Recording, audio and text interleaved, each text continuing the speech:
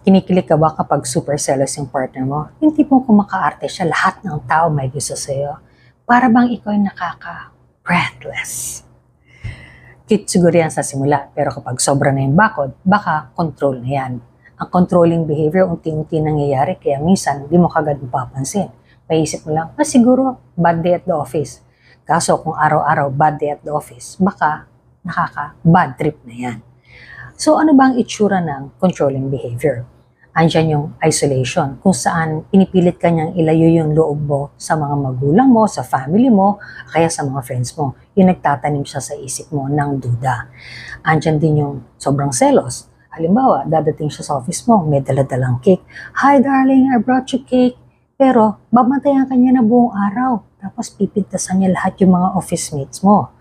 Andyan din yung pangmamaliit, kung saan sabihin niya sa'yo, salamat ka, pinatulang ka ta, pokpok ka kaya, or tanga ng jokes mo, huwag ka nang babanat doon ng joke kasi napapahiya ako sa mga barkada ko eh. Meron ding conditional love, kung saan mahal ka lang niya kung ikaw ay sumusunod sa kanya. Kung hindi, deadma, silent treatment, o kaya minsan papasok na opisina tapos iiwanan ka, hindi ka isasabay. At yung expectation na siya lagi ang priority mo. Kahit may importante kang gagawin, kailangan bitawan mo yan para sa kanya.